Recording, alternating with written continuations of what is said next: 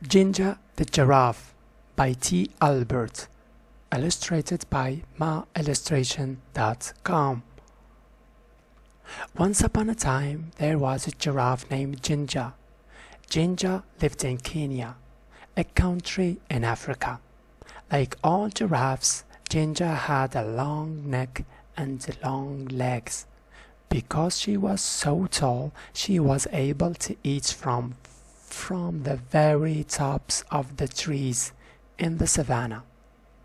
The savannah in Africa is an area with lots of grass and some trees. Sometimes savannah is called grassland. The other animals like zebras and antelopes could not reach where Ginger could reach. But Ginger always found food. She loved the leaves and the new buds of the trees.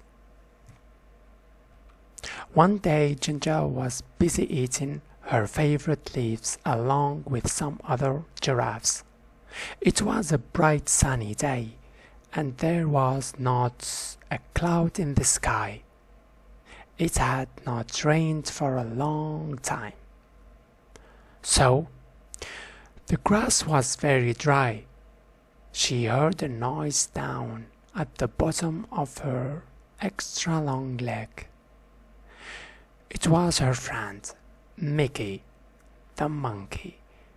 Mickey was trying to say something, but Ginger couldn't understand what he was saying. He looked very tired. "What's wrong?" asked Ginger.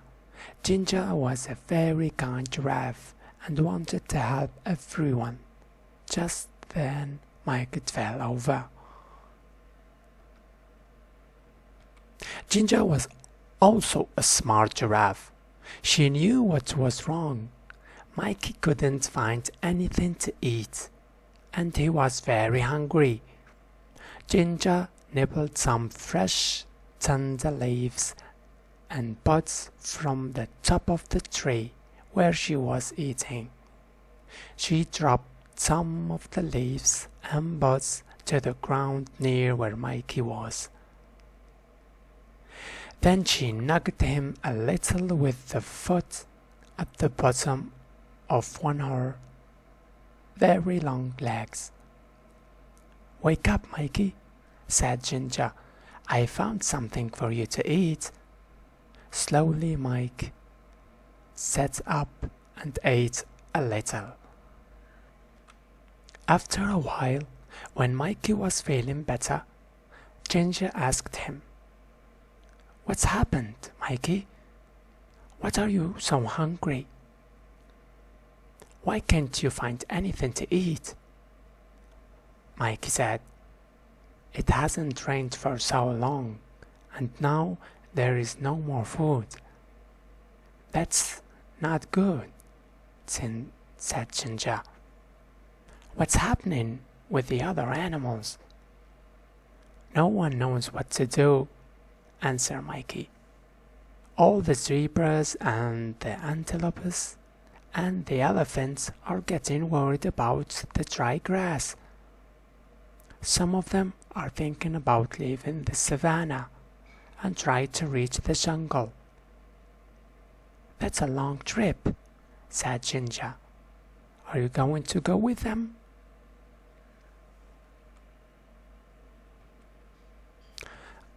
"I don't know," answered Mikey. "What do you think we should do?" Ginger thought for a while, and then suddenly she had a good idea. "We should go talk to the Leo, the lion. He is the smartest animal in the savannah." Mikey was too tired to walk, so Ginger invited him to ride on her back. "Hold on tight to my neck," said Ginger. "There's a lot to hold on to," joked Mikey. Ginger laughed. "You're right. I've got the longest neck in Africa." So they started their journey across to the other side of the savannah to look for Leo. Ginger and Mikey were in luck. Leo was sitting up on a rock, and he was really easy to see as they walked through the grass. "Hi, Leo," they both shouted. Leo had been napping and was a little grumpy when they woke him up, but he was polite and said, "Hello, Ginger and Mikey. Why did you walk the whole way across the savannah?" "Just to wake me up." But he was joking. He had a smile on his face. Mikey says that there is no food left on the savannah because it's been so dry, said Ginger. "Do you have any ideas?" Leo thought for a while. He said, "There's nothing we can do about the rain. It will come on soon. But we can't be sure when it will arrive. When the rain comes, all the plants will grow again, and there will be lots of food for everybody." He thought a little longer. "The only thing I can think of is for everyone to move closer to the forest," he continued. "There will be more things to eat there, but I know it's a long trip and it will not be very easy. It might take days to get there." Ginger and Mikey looked at each other and then looked back at Leo. "Thank you, Leo," said Ginger. "It's probably best if they all try to get closer to the jungle." They said goodbye and then walked back across the savannah. Now they needed to gather all of the animals together to start the long journey. Ginger didn't need to go long because she had plenty of food in her high trees, but she was a good friend and wanted to help as much as she could. They walked toward her favorite trees, and guess what she and Mikey saw? All of the animals were already gathered there and waiting for Ginger and Mikey. "Why are you all here?" asked Ginger.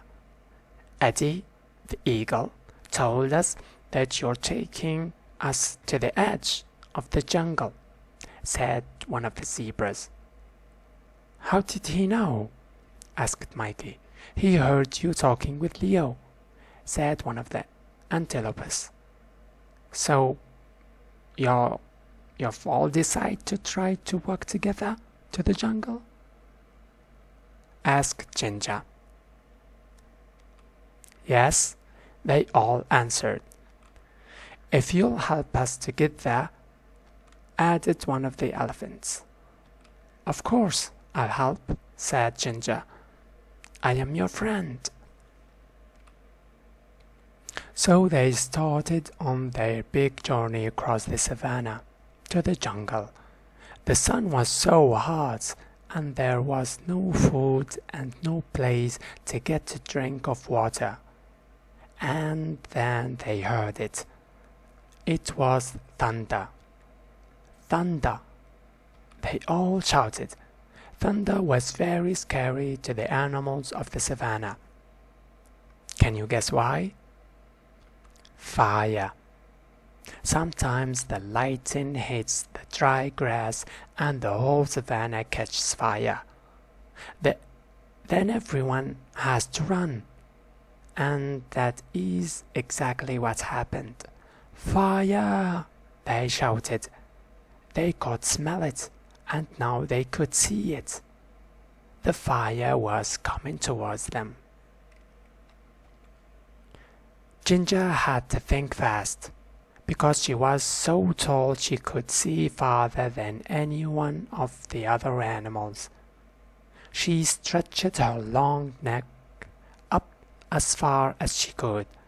Now she could see a place where there was no fire. "Quick!" she said. "Everyone run this way." All of the animals followed her and ran as fast as they could. Soon they were out of danger. They stopped and gathered together one more time. "Is everyone here?" Ginger asked. She wanted to make sure they were all safe.